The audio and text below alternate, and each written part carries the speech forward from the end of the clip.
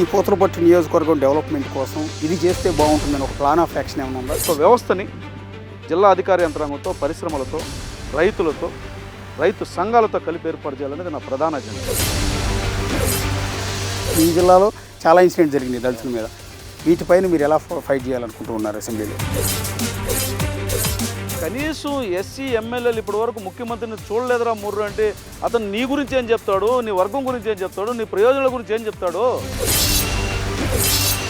ఇదే పూతలపట్టు నుంచి ఎమ్మెల్యేగా గెలిచిన ఎంఎస్ బాబు, ఆయన పరిపాలించిన విధానం సరిగా లేదనా, పనితీరు బాగోలేదని ఆయన మార్చేశారు. ప్రజలు అంగీకారానికి విలువివ్వనేటువంటి వాళ్ళు చరిత్రహీనులుగా మిగిలిపోతారు.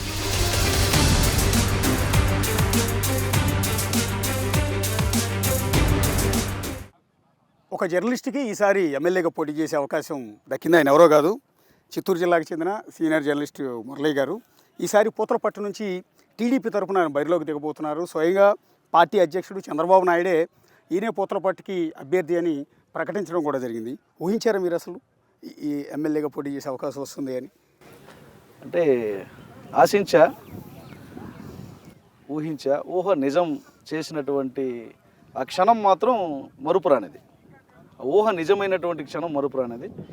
ఆ ఊహని నిజం చేసినటువంటి ఆ మనిషి కూడా మరణం దాన్ని వేరు చేయాలి కానీ ఇంకేది వేరు చేయలేనటువంటి అంత గొప్ప రూపం నాకు అది.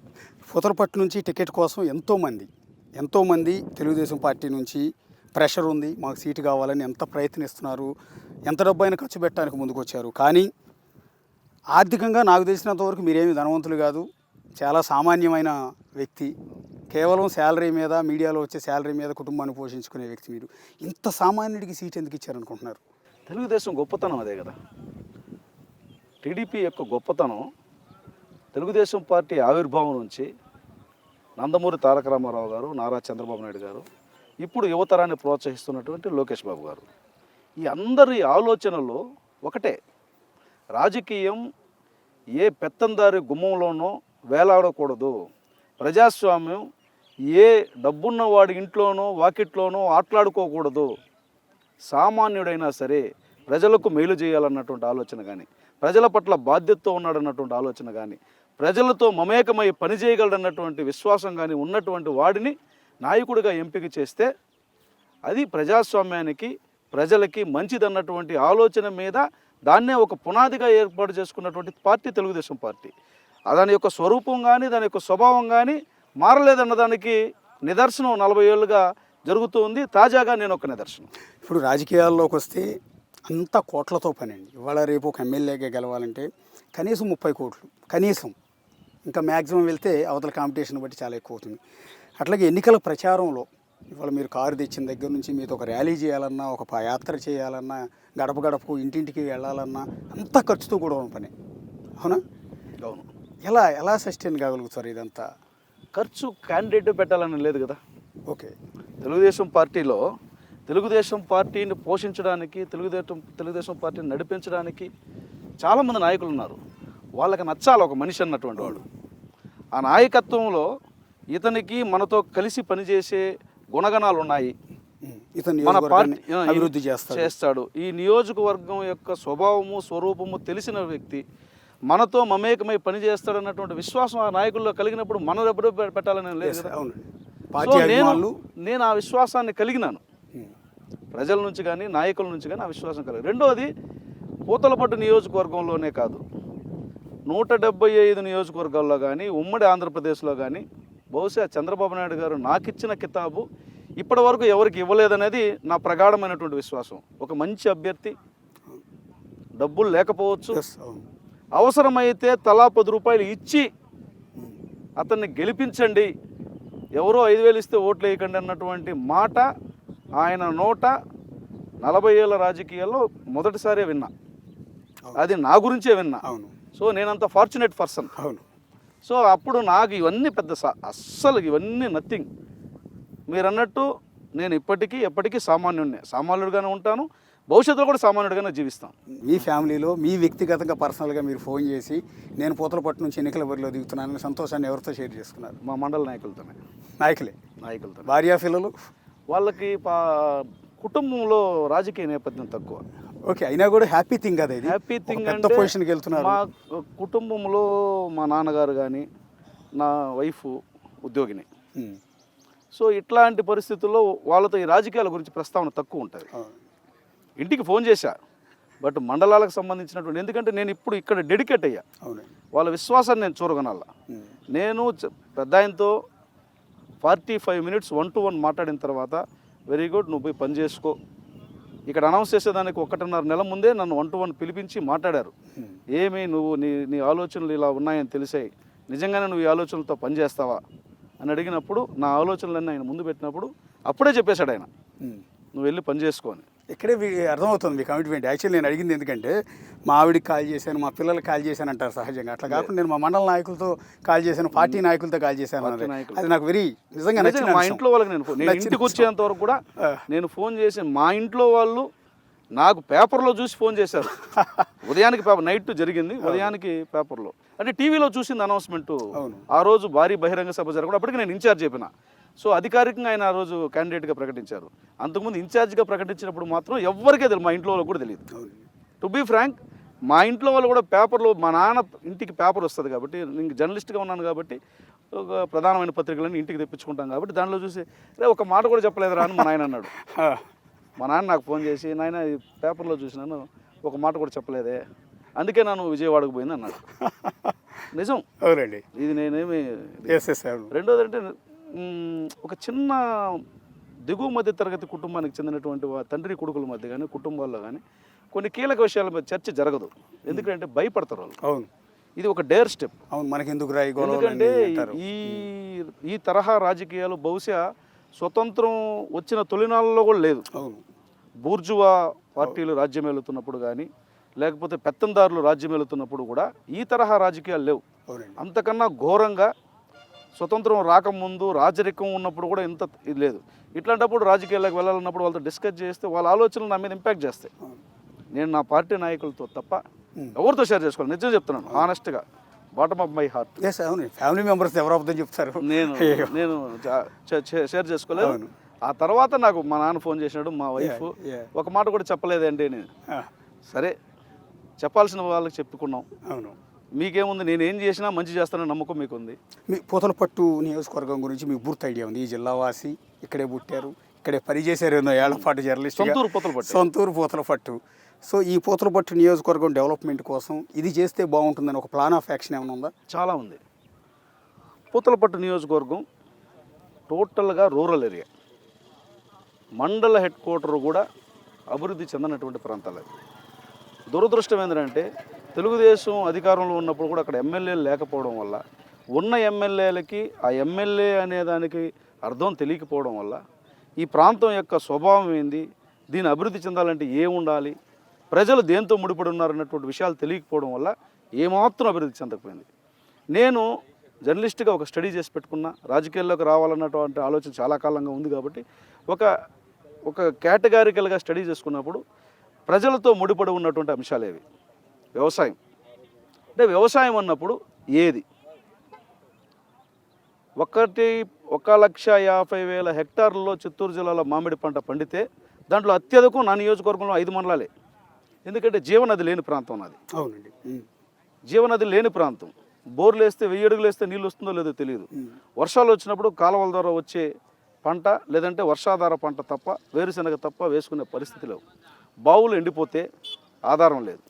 ఒకప్పుడు చెరుకు వాణిజ్య పంటగా ఉన్నది.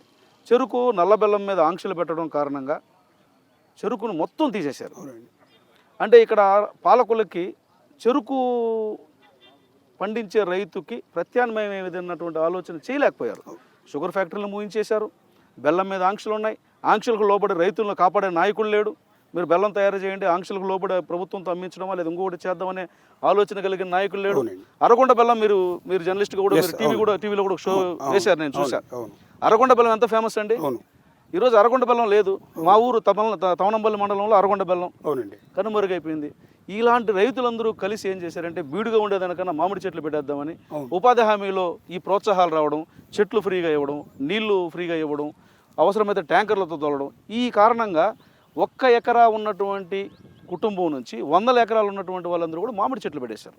తత్సమానమైనటువంటి ఒక వ్యవస్థని జిల్లా అధికార యంత్రాంగంతో, పరిశ్రమలతో, రైతులతో, రైతు సంఘాలతో కలిపి ఏర్పాటు చేయాలనేది నా ప్రధాన అజెండా.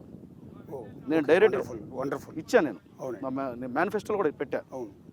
అట్లాగే పాడి కరువు తాండవిచ్చినప్పుడు కూడా కడుపు నింపినటువంటి ఏకైక ఆధారం ఈ జిల్లా ప్రజానీకానికి పాడి. ఈ పాలకు సంబంధించి జగన్మోహన్ రెడ్డి అప్పుడు గతంలో 4 రూపాయలు పెంచుతానన్నాడు. చేయలేకపోవడం ఒక కారణం. అమూల్ సంస్థకి కట్టబెట్టి 600 కోట్ల రూపాయల విలువైనటువంటి సంపదని 300కి అమ్మేశాడు. సో ఇప్పుడు అమూల్ వచ్చి ఇక్కడ ఒరగబెట్టింది ఏమీ లేదు.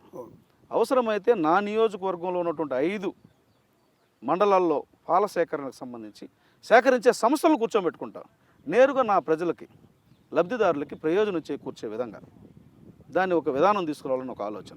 ఈ 2 విధానాల ద్వారా ప్రతి కుటుంబానికి కులం మతం లేకుండా ప్రతి కుటుంబానికి ఆధారమైనటువంటి జీవన ప్రమాణాలతో ముడిపడినటువంటి అంశాల్లో మెరుగుదల మొదలవుతుంది. అట్లాగే నాకు ఇప్పుడు బెంగళూరు చెన్నై ఎక్స్ప్రెస్ హైవే నాకు బంగారుపాలెం నుంచి యాదమరి 2 మండలాలు టచ్ అవుతుంది. అవును. తచ్చూరు చిత్తూరు ఎక్స్ప్రెస్ హైవే నాకు యాదమరి టచ్ అవుతుంది, చిత్తూరు దాకా వస్తుంది. సో ఈ 2 కనెక్ట్ అయినప్పుడు ఇప్పుడు మనకు Chennai very near, Bengaluru very near. అక్కడున్న సాఫ్ట్వేర్ కంపెనీలని ఇక్కడ మనం ఒక పవర్ స్టేషన్స్ పెట్టించే అవకాశం ఉంటుంది. అవునండి, అవును. యాక్సెస్ ఈజీగా ఉంటుంది. పవర్ స్టేషన్స్ 3 గంటల్లో బెంగళూరు వెళ్ళిపోతారు అనుకుంటా ఇక్కడ నుంచి. 2 అవర్స్లోనే. అవును. సో పవర్ స్టేషన్స్ పెట్టుకోవచ్చు. ఆ పవర్ స్టేషన్స్నే పెద్దగా చేస్తే ఆ కంపెనీలని కూడా సబ్ సెంటర్ కూడా పెట్టుకోవచ్చు. అట్లా ఒక అవకాశం ఉంది. ఇప్పుడు మనకు ఈ మ్యాంగో ఆధారంతో పాటుగా దానికి అనుబంధంగా ఉన్నటువంటి ఫ్యాక్టరీస్ని కూడా మనం బిల్డ్ చేసుకునేదానికి అవకాశం ఉంది. ఓకే. అట్లాగే మాకు ఖనిజాలు పుష్కలంగా దొరికే. అవును. మీరు ఎక్కడో మీరు గ్రానైట్ అంటే చేమకుర్తి అంటారు. మీకు తెలియదు కాదు. జీడినెల్లూరు నుంచి పూతలపొడి దాకా ఎంతకన్నా గ్రానైట్ ఎక్కడ ఉంది? అద్భుతమైన క్వాలిటీ గ్రానైట్. దీన్ని ఏం చేస్తారు?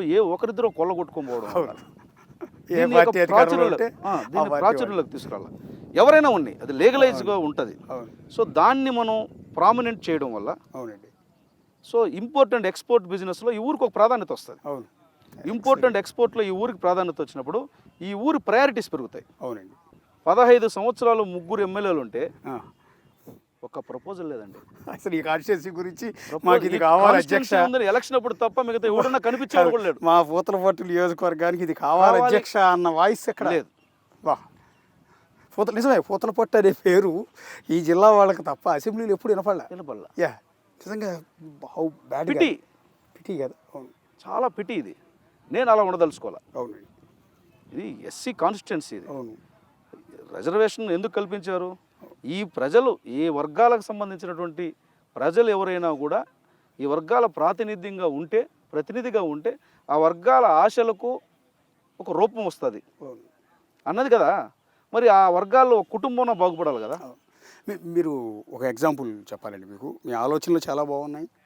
సో జనాలకు మంచి చేయాలన్న ఆలోచన స్పష్టంగా కనిపిస్తుంది. దానికన్నా ముందు ఎన్నికలకు ముందే ఈ నియోజకవర్గానికి ఇలా చేస్తే పెట్టుబడులు వస్తాయి, ప్రజలు బాగుపడతారన్న ఆ స్ట్రక్చర్ తోటి గీసుకున్నారే, అది అద్భుతంగా ఉంది. దాన్ని ఇంప్లిమెంట్ చేయడం అనేది పెద్ద కష్టమేం కాదు. అలా పని చేయాలన్న తప్ప. అందులో మన నాయకుడు మా చంద్రబాబు నాయుడు గారి దగ్గర కష్టపడేవాడు ఉంటే ఆయన కనెక్ట్ అయిపోతాడు. ఒకసారి పట్టించుకోకపోవచ్చు, మీరు రెండోసారి వెంట కష్టపడే తత్వం ఉంటే కనెక్ట్ అయిపోతాడు ఆయన కనెక్ట్ అవ్వాలంటే ఒకటే, కష్టపడే తత్వం ఉండాలి. ఓ డబ్బు ఉందా, లేకపోతే హుందా ఉందా, హైట్ ఉందా, వెయిట్ ఉందా కాదు. కష్టపడే తత్వం ఉందంటే వాడు ఎంత చిన్నోడైనా హక్కును తెచ్చుకుంటాడు ఆయన. సో ఇవన్నీ తీసుకొని పోతే ఇంకా నన్ను ఎందుకు ప్రేమించడు, అవన్నీ ఎందుకు హానర్ చేయడు. హైదరాబాద్లో రీసెంట్గా కాంగ్రెస్ పార్టీ నుంచి అక్కడ ఉన్న రేవంత్ రెడ్డి గారు బిజ్జు పటేల్ అని ఒక గిరిజన నాయకుడికి సీట్ ఇచ్చారు. ఆయన బ్యాక్గ్రౌండ్ మీకు ఐడియా ఉండి ఉంటుంది. ఒక గిరిజన బిడ్డ ఇందిరమ్మ ఇళ్లలో ఉంటాడు ఇప్పటికీ. స్టిల్ ఇందిరమ్మ ఇల్లు, సైకిల్ మీద తిరుగుతాడు, పేపర్లు వేసేవాడు. అలాంటి వ్యక్తిని ఎమ్మెల్యేగా నామినేట్ చేస్తే చాలామంది అడ్డుకున్నారు. అతనికి ఒకటి నామినేషన్ ఇవ్వడానికి కూడా డబ్బులు లేవు, అతని దగ్గర కారు కూడా లేదు కనీసం తిరగటానికి అని. అంటే కాదని చెప్పి రేవంత్ రెడ్డి సీట్ ఇచ్చారు. ఈరోజు భారీ మెజార్టీతో ఖానాపూర్ నుంచి బిజ్జు పటేల్ గెలిచారు, అసెంబ్లీలో అడుగుపెట్టారు. ఆయన చూసినప్పుడు ఏమనిపించిందండి మీకు? మీరు కూడా ఒక దళిత బిడ్డగా. నేను కూడా అంతకు మించి ఉండొచ్చు అంతే. అవును. నేను దిగువ మధ్యతరగతి కుటుంబం నాది ఇప్పటి వరకు కూడా. అవును. నేను బైక్లో జర్నలిస్ట్ కాబట్టి బైక్ ఉండాలి ఖచ్చితంగా. మనం బతికాది కదా. So minimum needs. సో ఇంట్లో ఒక ఎంప్లాయీ ఉంది కాబట్టి సపోర్ట్ ఉంది. అంతకు మించి చూసుకుంటే నాది అంతే. నేను అంతా ఆయనతో మిమ్మల్ని పోలుస్తున్నాను నేను యాక్చువల్లీ. నేను అదే ఆయన చెప్తాను. గిరిజన బిడ్డ, నేను మీరు ఇక్కడ దళిత దళితుల బిడ్డ, అంతే. సేమ్ ఫైనాన్షియల్ సిచ్యువేషన్ సేమ్ అంతే. ఒకటే ఉంది. నాకు కూడా వేసారు అటు కౌంటర్లు వేశారు, ఉమ్, కానీ ఆయన పట్టించుకోడు. అవును కౌంటర్ల కోసం కాదు కదా, అవును వీడి దగ్గర వీడి కట్అవుట్కి వర్కౌట్ వచ్చి అవుతుందా లేదా చెక్ చేస్తాడు ఆయన. అవును. అంటే చాలామందిని ఆంధ్రప్రదేశ్లో ఇప్పుడున్న గవర్నమెంట్లో కావచ్చు, అంతకుముందు ఉన్న గవర్నమెంట్లో కావచ్చు, మీలాగా చాలామంది దళితుల బిడ్డల్ని దళితులు నమ్మి అసెంబ్లీకి పంపించారు. కానీ చాలామంది మీకు తెలుసు పూతల పట్టే చెప్తున్నారు మీరే, కనీసం పూతలపట్టు నియోజకవర్గం గురించి కూడా అసెంబ్లీలో ప్రస్తావించలేదని. సో చాలామంది దళితులు ఈ రోజుకి బాధపడుతున్నారు, మా దళిత బిడ్డని మేము పంపిస్తే పట్టించుకోకుండా మమ్మల్ని, మరి కనీసం మా రైట్స్ గురించి కూడా ఫైట్ చేసే పరిస్థితి లేదు. దళితుల మీద దాడులు జరిగితే ప్రశ్నించే పరిస్థితి ఉండదు, దళితులకు మీద వివక్ష చూపిస్తే పట్టించుకునే పరిస్థితి లేదు. పట్టిన ఈ జిల్లాలో చాలా ఇన్సిడెంట్ జరిగినాయి దళితుల మీద. వీటిపైన మీరు ఎలా ఫైట్ చేయాలనుకుంటూ ఉన్నారు అసెంబ్లీలో? 2000% ఇక్కడ ప్రజల ఆలోచనలో స్వల్ప మార్పు రావాలని నేను కోరుకుంటున్నా. ముఖ్యంగా నా వర్గ ప్రజల్లో వాళ్ళు అన్నది కరెక్టే, నా వర్గ ప్రతినిధే. ఆ వర్గ ప్రతినిధి ఎవరి నాయకత్వంలో పనిచేస్తున్నారు, అవును, ఆ వర్గానికి నాయకత్వం వహిస్తున్నటువంటి వ్యక్తి యొక్క స్వభావం ఏంటి, అతని గత చరిత్ర ఏంది, దీన్ని ఒకసారి చెక్ చేసుకోవాలి. ఒక మనిషిని మనం పంపుతున్నాం ప్రతినిధిగా, పంపుతున్నటువంటి వ్యక్తి దళితుడే, పంపుతున్నటువంటి వ్యక్తి ఎవరితో కలిసి పనిచేస్తున్నాడు. అవును అవును మేసం చూడు రోసం చూడు పక్కనుండే సావాసం చూడు అంటారు. అవును.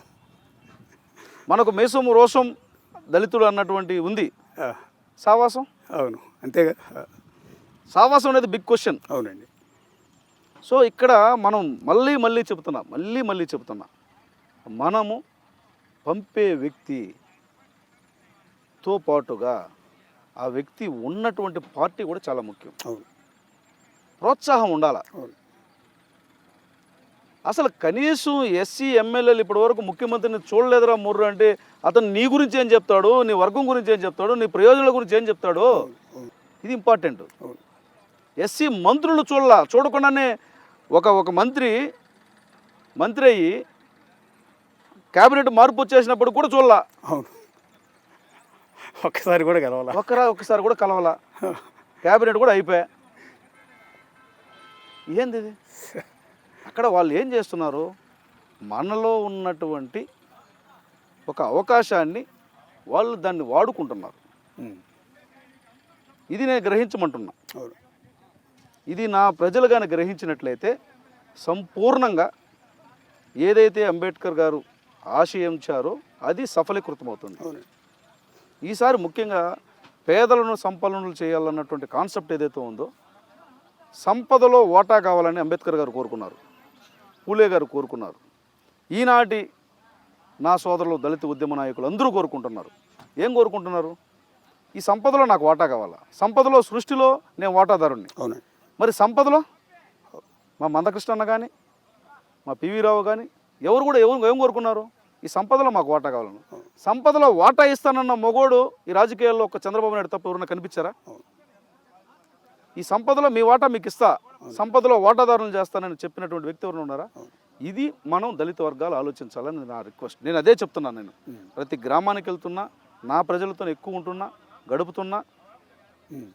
మీరు అన్నట్టుగా ఒక మధ్యతరగతి, దిగువ మధ్యతరగతి కుటుంబానికి చెందినటువంటి వ్యక్తి, దళిత భావజాలం కలిగి, అంబేద్కర్ ఐడియాలజీ కలిగి, తెలుగుదేశం పట్ల నమ్మకం విశ్వాసం కలిగి, తెలుగుదేశం విధానానికి నచ్చి మెచ్చి పనిచేస్తున్నటువంటి ఒక వ్యక్తి ప్రజాప్రతినిధి అయితే ఆ ఆలోచనలు ఈ ఆలోచనలు కలిసి ఈ సమాజంలో మన వర్గాలకు ఎంత ప్రయోజనం చేకూరుతుంది అన్నటువంటి విశ్వాసాన్ని నా వర్గ ప్రజల్లో కలిగించడం కోసం ప్రయత్నం చేస్తున్నాం. ఇప్పుడు మీకు ముందు ఇదే పూతలపట్టు నుంచి ఎమ్మెల్యేగా గెలిచిన ఎంఎస్ బాబు, ఆయన పరిపాలించిన విధానం సరిగా లేదనా, పనితీరు బాగోలేదని ఆయన మార్చేశారు. ఏమనుకుంటున్నారు మీరు? ఈసారి టికెట్ ఇవ్వలేదు కదా ఆయనకి. అంటే ఇక్కడ ఇండివిజువల్గా నేను చెప్పడం కన్నా కూడా రాచరిక స్వభావం, ప్రజాస్వామ్యంలో ప్రజాప్రతినిధి ప్రజల చేత ఎన్నుకోబడాలి. అవునండి. క్యాండిడేట్గా నీ చేత ఎన్నుకోబడచ్చు, అవునండి. అతను ప్రజల చేత ఎన్నుకోబడాల. అంటే నీ ఆలోచన ఏమి? ఆ వర్గంలో ఆ ప్రజల్లో ఉన్నటువంటి వ్యక్తిని కాకుండా నేను రాయిని రప్పను పంపించినా గెలిపించాలన్నటువంటి నీ తత్వం ఏదైతే ఉందో, అంటే ప్రజలు నువ్వు ఏ రకంగా ఆలోచిస్తున్నావు అనేదానికి ఒక నిదర్శనం అది. ప్రజలు నువ్వు ఏ రకంగా చూస్తున్నావు? అవును. నాయకత్వం ఎక్కడి నుంచి పుడుతుంది? ప్రజల నుంచే కదా. అవునండి.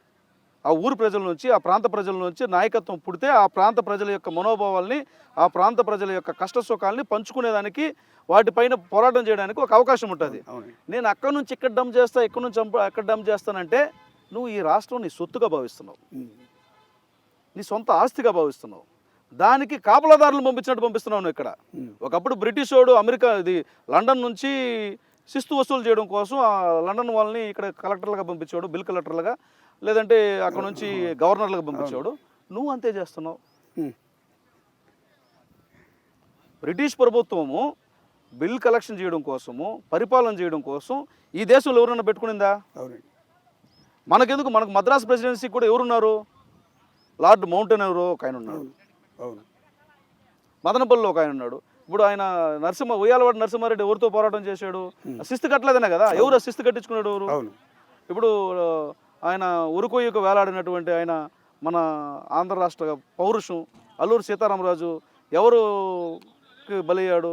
తెల్లవాళ్ళకి కదా. అంటే నువ్వేం చేస్తున్నావు? వాళ్ళ మనస్తత్వానికి నీ మనస్తత్వానికి పెద్ద తేడా లేదే. ఏం చేస్తున్నావు? పరిపాలన ఇది కాదు, పరిపాలన విధానం ఇది కాదు. ప్రజలు అంగీకారానికి విలువ ఇవ్వనేటువంటి వాళ్ళు చరిత్రహీనులుగా మిగిలిపోతారు. ప్రజల ఆమోదము, అంగీకారము, ప్రజల పట్ల బాధ్యత, భయం లేనటువంటి వ్యక్తి తాత్కాలికంగా కొంతకాలం అజమాయిషీ చేయవచ్చు, అధికారంగా అజమాయిషీ, కానీ అది అలల్లో తీరం లాక్కెళ్ళినట్లు ఎక్కలిపోయింది. చివరిగా ఒక ప్రశ్న. ఖచ్చితంగా పూతలపట్టు నుంచి గెలిచి అసెంబ్లీలో అడుగుపెట్టి అధ్యక్ష అనగలనన్న ధీమా, ఆ కాన్ఫిడెన్స్ ఉందా? 100%. 100కు 100%. అధ్యక్ష అనగలను. ఇందాక చెప్పిన విషయాలలో ప్రతి విషయాన్ని ప్రభుత్వం చేత ఆమోదింపజేసి నా ప్రజానీకం కళ్ళల్లో ఆనందం చూడగలను. నిన్నటిదాకా నా మాదిరిగా మీరు మా జర్నలిస్ట్ జాతిలో ఒకటిగా ప్రజల సమస్యలని మైకు పట్టుకుని అరిచారు. ఇదిగో ఇక్కడ అన్యాయం జరిగింది, న్యాయం చేయండి అని ఏదో ఒక ఛానల్ మైకు పట్టుకొని అరిచారు, గొంతెత్తి చాలామందికి న్యాయం చేశారు. సో మీడియా మీద దాడి జరిగినప్పుడు కూడా చాలా సందర్భాల్లో పెద్ద ఫైట్ చేశారు. జర్నలిస్ట్ నాయకుడిగా చాలా సమస్యలను మీరు ప్రస్తావించారు. ఇప్పుడు అదే మైకు ఛానల్ మైక్ కాదు, డైరెక్ట్గా ప్రజల గొంతుగా అసెంబ్లీలో మైక్ ముందు గొంతెత్తి తెరవాల్సిన పరిస్థితి వస్తుంది రేపు. రెండు ఒకటే, ఇంచుమించు రెండు ఒకటే. ఇక్కడ ప్రజా జీవితంలో ఇక్కడ ఉన్నారు జర్నలిస్ట్గా, రేపు పొద్దున ఎమ్మెల్యేగా అడుగుపెట్టినా అది ప్రజా జీవితం, ప్రజల మనిషిగానే ఉండాల్సి వస్తుంది. మార్గం వేరంతే. దాన్ని పూర్తి స్థాయిలో న్యాయం చేస్తారా? 100కు 100% న్యాయం చేయలేని రోజు అక్కడ నేను ఉండను. మీకు నేను ఒక 10 ఏళ్ళుగా తెలుసు. అవునండి. 22-23 ఏళ్ళుగా నేను జర్నలిజంలో ఉన్నాను. అవునండి. 10 ఏళ్ళుగా న్యాయం చేశానని నమ్మకం, అంటే ఫ్రాంక్గా మాట్లాడు. అవునండి. అవును. న్యాయం జర్నలిస్ట్ యూనియన్గా న్యాయం చేశాడని నమ్మకం ఉంది. చూశారుగా? తప్పకుండా అండి. జర్నలిస్ట్గా కాంప్రమైజ్ కాడన్నటువంటి ఆలోచన ఉందా? ఇంకోటి తగ్గడన్నటువంటి ఆలోచన ఉందా? అవును. ఈ మూడు ఉన్నప్పుడు, అక్కడ ఏమీ లేనప్పుడు అన్ని ఉన్నప్పుడు ఇన్ని వచ్చేసాను. నాకు ఒక దేవుడు లాంటి చంద్రబాబు నాయుడు గారి ఆశీర్వాదం వచ్చేసింది, లోకేష్ బాబు గారి సపోర్ట్ వచ్చేసింది, ప్రజల సపోర్ట్ వచ్చేసింది. ప్రజల్లో ఇంత అభిమానం పెంచేసుకున్న తర్వాత ఈ గుండె ఊరికే ఉంటుందా? ఒక దళిత బిడ్డగా ఒకవేళ అసెంబ్లీలోకి అడుగు పెడితే రేపొద్దున కేవలం ఎమ్మెల్యేగానే కాకుండా చంద్రబాబు నాయుడు గారి క్యాబినెట్లో మంత్రిగా మురళీ గారిని చూడగలవా? నాకు ఎమ్మెల్యేగా గెలిచి నా ప్రజానీకానికి సేవ చేయడం కన్నా మించిన ప్రాధాన్యతలు ఏమి లేవు అని మేము చూడాలనుకుంటాం. ఎందుకంటే మాకు స్వార్థం ఉంటుంది. మా జర్నలిస్ట్ అక్కడ అసెంబ్లీలో ఉండవే కాదు, క్యాబినెట్లో ఉంటే ఇంకా మా సమస్యలు కూడా రేపు వినిపిస్తారని స్వార్థం. నేను జర్నలిస్ట్కి అవసరమైనటువంటి విషయాలను కూడా ముఖ్యమంత్రిగా కాబోయే చంద్రబాబు నాయుడు గారి దగ్గర ప్రస్తావించగలిగినటువంటి చొరవ తీసుకోగలిగినటువంటి నమ్మకం నాకు ఉంది. ఎందుకంటే నేను తీసుకెళ్లే అంశం వృధా స్వార్థం కలిగినటువంటి అంశం కాదు కాబట్టి ఆయనకు నచ్చుతుంది. ఆ విశ్వాసం, దానికి ఒక పోర్ట్ఫోలియో ఉంటేనే కాదు, ఉంటేనే సాధ్యమవుతుంది అనుకుంటే కాదు కదా. కాబట్టి నాకు ఇప్పటికీ ఎప్పటికీ కూడా చంద్రబాబు నాయుడు గారి ఆశీస్సులు, లోకేష్ బాబు గారి ఆశీస్సులు, ఏ రకమైన పని చేయమంటే అది చేయడం నా పని.